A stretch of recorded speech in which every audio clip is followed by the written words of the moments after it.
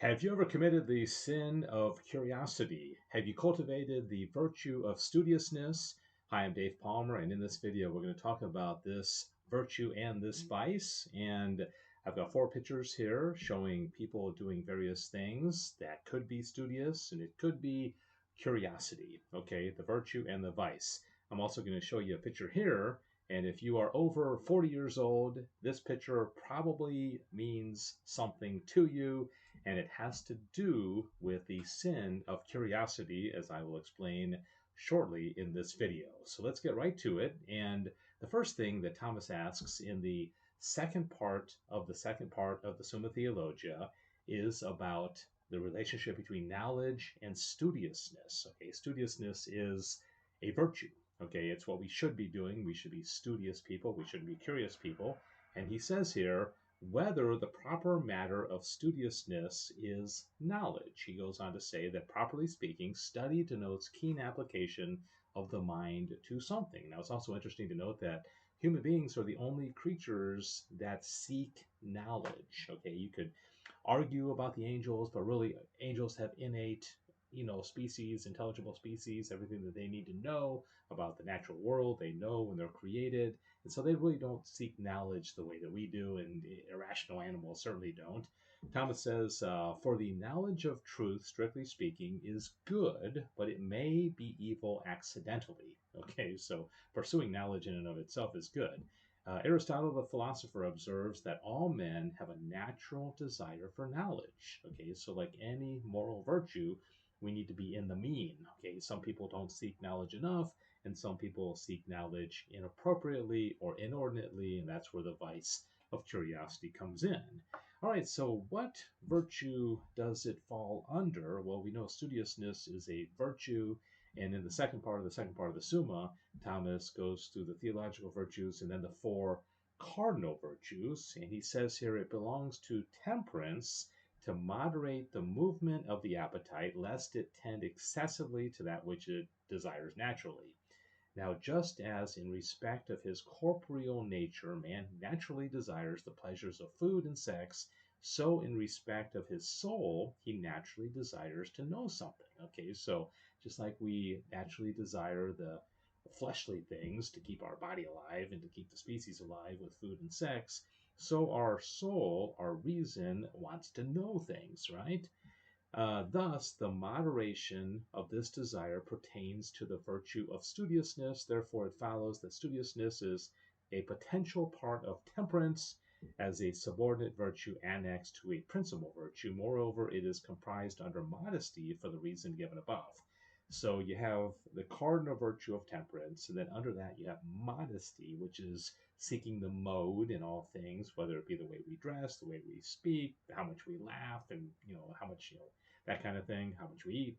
And then under modesty, you have studiousness. And so it comes under those virtues. So now we're going to look at the 7 ways that curiosity can lead to sin. And I can almost guarantee you there are going to be some of these that you can relate to. The last one, I think, I'll explain when we get to it. I think Thomas may be a little too picky and maybe anyways, I think I don't know, I just don't entirely agree with him. Also, if you're a teacher, you teach at a high school or university level, or especially a science teacher, you're really going to be interested in one of these because it may be a perspective that you really hadn't thought about before in regard to your teaching. So stay tuned for that. All right, the first one, the way that curiosity can lead to sin. Thomas says, when one tends by his study to the knowledge of truth as having evil accidentally annexed to it, for instance, those who study to know the truth that they may take pride in their knowledge. I can definitely relate to this because when I started studying Thomistic philosophy, I thought it was so cool, and I just loved being able to get into conversations with people, even if they had PhDs in philosophy, because I had studied and read the Summa, and it really filled me with quite a bit of pride. I still haven't gotten over that entirely. I love this quote from Augustine. He says, some there are who, forsaking virtue and ignorant of what God is, and of the majesty of that nature which ever remains the same, imagine they are doing something great if, with surpassing curiosity and keenness, They explore the whole mass of this body, which we call the world. So great a pride is thus begotten that one would think they dwelt in the very heavens about which they argue. Okay, so I can, like I said, I can definitely relate, and perhaps you can as well. Sometimes we learn, we get the degrees, we get the masters or the PhDs, and we're puffed up. Okay, we think we are so cool because we've learned something great. Okay, that's number one. Number two is, in like manner, those who study to learn something in order to sin are engaged in a sinful study, according to the saying of Jeremiah 9:5. They have taught their tongue to speak lies. They have labored to commit iniquity. Okay, there's a lot of examples of this. People go online to research, pornography or different vices, and then it ends up leading them into sin. The very thing that they're studying or researching is leading them into a sin. So we got to be careful of that. Okay, perhaps that's probably even more common now in the digital age with easy access to internet and where we can basically search anything we want. And I know this has definitely been something that I have fallen into a number of times, and you probably have as well. All right, number three. This one's going to tie in the whole picture that I showed you at the beginning. When a man is withdrawn by a less profitable study from a study that is an obligation incumbent on him. Hence, Jerome says, we see priests forsaking the Gospels and the prophets, reading stage plays and singing the love songs of pastoral idyls. So, if a priest's job, as it is to bring the sacraments and also to lead people to Christ, lead people to their final, salvation, their final end, and if they're spending more time going to plays and reading books about things unrelated to the spiritual life, well, they're neglecting their primary duty, right? They're not doing what they need to do. And I think a lot of us fall into this who are not priests because we have the sin of curiosity gets us into like the nitpicky details of things that we don't need to be concerned about. Okay, so I showed you the picture before. Back in 1995, there was the O.J. Simpson trial, okay, which had to do with the former NFL football player and commentator O.J. Simpson, who was accused of killing his wife and her friend. And the whole country, perhaps the whole world, got really into this case, okay, and all the details and all the nitty gritty. None of us really needed to know the details, but we got caught up in the curiosity of it all, right? So we had other things that we needed to do, take care of our kids and do our jobs. But most of us, and I was guilty as well. And of more recent, news, you remember the Kyle Rittenhouse case, where people got all wrapped up in that, including myself. Okay, there also was this Amber Heard Johnny Depp trial, within the last couple of years. Again, no reason we need to spend any time in this because it has nothing to do with our lives. Okay, so I think this is an important one. Okay, here's number four, how curiosity can lead to sin. When a man studies to learn of one by whom it is unlawful to be taught, as in the case of those who seek to know the future through the demons. This is superstitious curiosity, of which Augustine says maybe the philosophers were debarred from the faith by their sinful curiosity in seeking a knowledge from the demons. All right, I have a picture up here of psychics. Okay, if somebody is looking into psychics or soothsayers or Ouija boards or seances or tarot cards, Thomas is saying it's demonic. I mean, this is not where we need to go for knowledge. Okay, so I've never, thanks be to God, done any of that stuff, but I know it's common. You see the signs. It's a lot of people fall into this. All right, when a man desires to know the truth about, now, okay, this is teachers here. Okay, I got a picture of a teacher there. Are you a biology teacher, a chemistry teacher, a physics teacher, a history teacher, high school, grade school, college, university?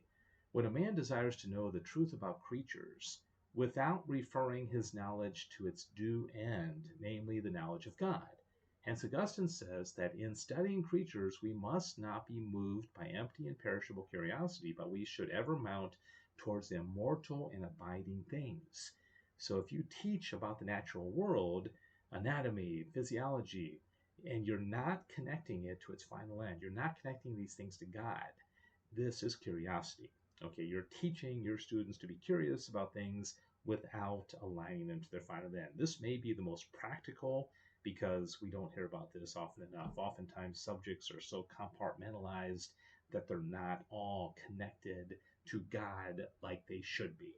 All right, number 6, when a man studies to know the truth about the capacity above the capacity of his own intelligence, since by doing so men easily fall into error. Wherefore it is written, seek not the things that are too high for thee, and search not into things above thy ability. I've often thought about this myself, like, am I supposed to be studying Thomistic philosophy? I don't have a PhD, but I enjoy it. But is it really something that I should be studying? Or maybe you're getting a medical degree, but you know, just to go make money. But maybe it's above your intelligence. Maybe it's not something that God is calling you to do. A lot of other examples, but again, we have to be realistic about what we are being called to do according to the gifts that God has given us. And finally, okay, this is the one that I think Thomas is a little bit scrupulous about. He says, when the sensitive knowledge is not directed to something useful, but turns man away from some useful consideration. Hence, Augustine says, I go no more to see a dog coursing a hare in the circus. But in the open country, if I happen to be passing, that coursing haply will distract me from some weighty thought and draw me after it. And unless thou, having made me see my weakness, did speedily admonish me, I become foolishly dull. Okay, so I think what Augustine is saying here is he used to go to circus and he'd see the dogs chasing the rabbits and entertainment, and he doesn't do that any longer because Augustine wants to think about weightier issues. Now, does that mean going to the circus is wrong? Well, maybe for Augustine it was. He had a big responsibility. He was trying to write books, but for the rest of us, I don't think so. But then he's also saying that if he's outside in nature and he sees a dog or something chasing a rabbit, and he gets distracted from what he's trying to contemplate, even that he says is bad. And I think in some cases it might be if you're trying to focus on something or your studies and you're looking around and seeing every bird or everything, that could be bad. But at the same time, these are beautiful things and they're there for a purpose. And sometimes a little diversion or noticing something in the created world is not a bad thing. So I think it's circumstantial, it's case by case. But Thomas lists this as one of the 7 ways that curiosity can lead to sin. Okay, so those are the 7 ways. I hope you enjoy this. And I want to also tell you that I will be studying a short course, 5-week course on the entire Summa Theologica very soon. And if you would like to sign up, it's going to be $100. Okay, a pretty nominal fee. Learn the whole Summa in 5 weeks, including some live sessions on Zoom where we can discuss it. If you want to sign up, go to studythesumma.com. If you want more details, email me, dave@studythesumma.com, and I'd be happy to let you know when the classes start and how you can register. Okay, God bless. Thanks for watching.